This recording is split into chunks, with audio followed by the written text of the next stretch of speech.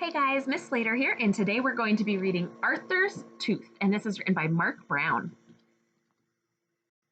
And as we read, I want you to be thinking about somebody wanted, but so then. So you're ready to retell the story. Finally, Arthur had a loose tooth. He wiggled it with his tongue. He wiggled it with his finger. He wiggled it all the time.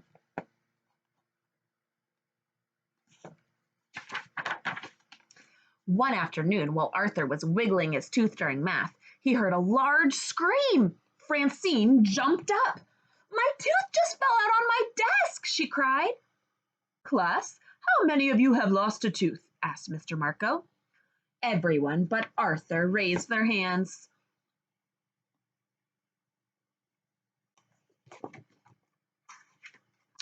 When Arthur got home, he didn't want any milk and cookies.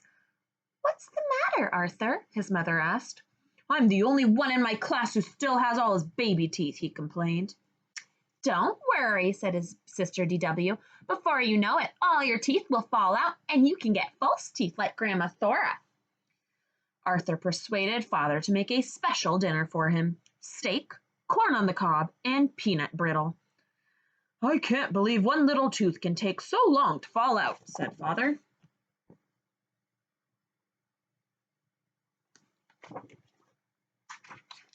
The next day, Muffy brought in a whole jar of her teeth for show and tell. "I got $2 for each one," she said. "One from my dad and one from my mom. I put it all in the bank to earn interest. I'm waiting for my investment to double." "Not me," said Francine. "I'm spending mine."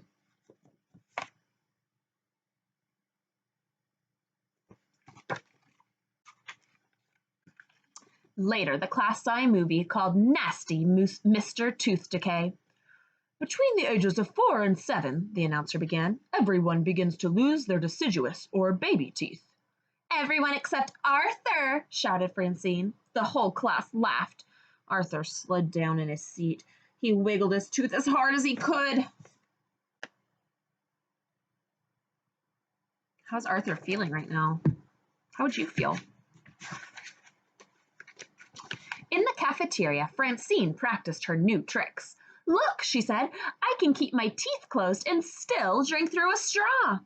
And I can squirt water, too. Everybody line up for a squirting contest." Everybody except Arthur. Babies with baby teeth can't squirt water. Is that very kind of Francine? By the next day, Arthur was convinced his loose tooth would never fall out. His friends tried to help. Buster brought carrots for Arthur's lunch. Sue Ellen showed Arthur how to put raisins over his teeth to make it look as if some were missing. The brain invented a special machine. "It's a tooth remover," he explained. "Just put your head in here." Even Binky Barnes wanted to help. "I can knock that tooth out in 1 second flat," he said.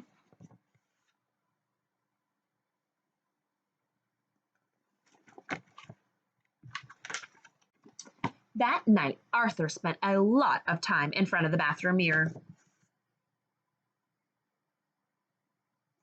What does Arthur want? How do you think he's going to solve his problem? He got up very early the next morning to wiggle his tooth again. "See how much looser it is?" he told his parents. "That's it," said his mother. "You need professional help. You're going to the dentist today."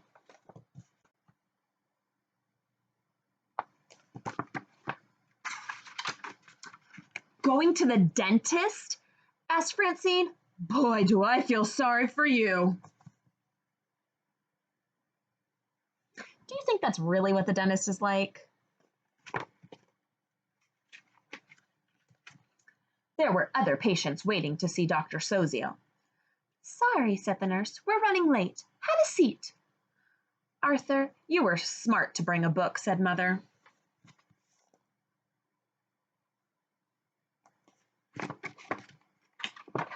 Finally, it was Arthur's turn. "I wish all my patients were as good at waiting as you are," said Dr. Sozio. "How old are you now, Arthur?" "7," said Arthur, "and I still have all my baby teeth." "I was 8 before I lost my first tooth," said Dr. Sozio. "Everyone is different." "Really?" said Arthur. Dr. Sozio examined Arthur's loose tooth. "This should fall out very soon," he said. "Just wait."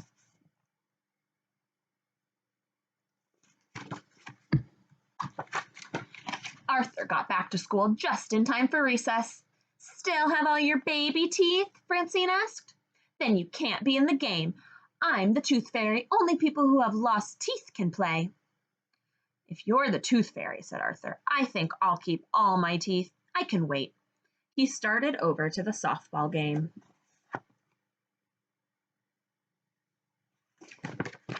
How would you feel if Francine were acting that way towards you? She's not being very kind, is she?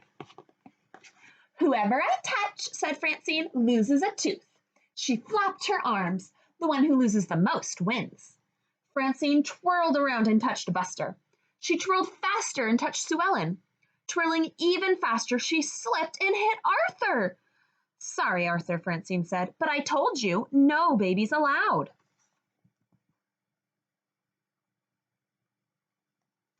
Do you have any predictions? Arthur picked up his glasses. "It's okay," he said. "It's probably the nicest thing you've ever done for me." "What do you mean?" asked Francine.